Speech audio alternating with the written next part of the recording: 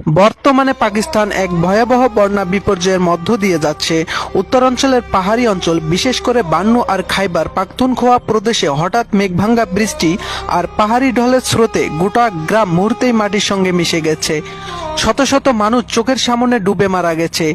অনেক বাবা মা কাঁদতে কাঁদতে সন্তানকে বাঁচানোর শেষ চেষ্টা করেও পারেনি। অসংখ্য ঘরবাড়ি এখন কাদার নিচে চাপা পড়ে আছে। রাস্তাঘাট ভেঙে গেছে, যোগাযোগ বিচ্ছিন্ন। বহু মানুষ এখনো নিখোঁজ। চারিদিকে শুধু কান্নার শব্দ, আহাজারি আর মরা দেহের গন্ধ। ক্ষুধার্ত শিশুদের শুধু কান্না আর শুকনো ঠোঁটের চাওয়া, আম্মা একটু পানি দাও। কিন্তু সেই পানিটাও এখন বিষের মতো দূষিত হয়ে গেছে।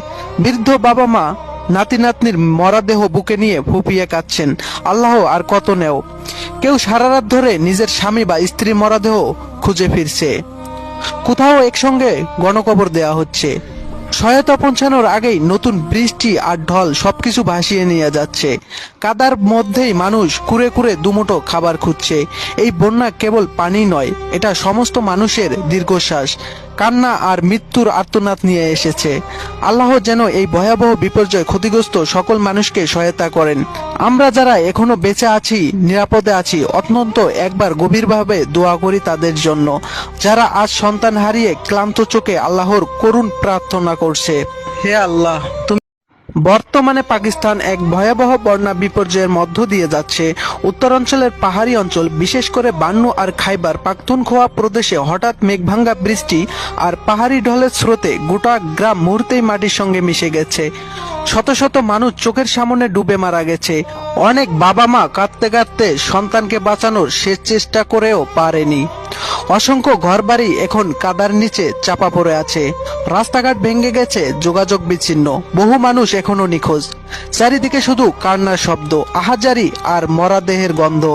ক্ষুধার্ত শিশুদের শুধু কান্না আর শুকনো ঠোঁটের চাওয়া, আম্মা একটু পানি দাও। কিন্তু সেই পানিটাও এখন বিষের মতো দূষিত হয়ে গেছে। বৃদ্ধ বাবা মা নাতি নাতনির মরাদেহ বুকে নিয়ে ফুপিয়ে কাঁদছেন, আল্লাহ আর কত নেও। কেউ সারা রাত ধরে নিজের স্বামী বা স্ত্রী মরাদেহ খুঁজে ফিরছে। কোথাও একসঙ্গে গণকবর দেয়া হচ্ছে। সহায়তা পৌঁছানোর আগেই নতুন বৃষ্টি আর ঢল সবকিছু ভাসিয়ে নিয়ে যাচ্ছে। কাদার মধ্যেই মানুষ কুরে কুরে দুমুঠো খাবার খুঁজছে। এই বন্যা কেবল পানি নয়, এটা সমস্ত মানুষের দীর্ঘশ্বাস, কান্না আর মৃত্যুর আর্তনাদ নিয়ে এসেছে। আল্লাহ যেন এই ভয়াবহ বিপর্যয় ক্ষতিগ্রস্ত সকল মানুষকে সহায়তা করেন। আমরা যারা এখনো বেঁচে আছি, নিরাপদে আছি, অত্যন্ত একবার গভীরভাবে দোয়া করি তাদের জন্য, যারা আজ সন্তান হারিয়ে ক্লান্ত চোখে আল্লাহর করুণ প্রার্থনা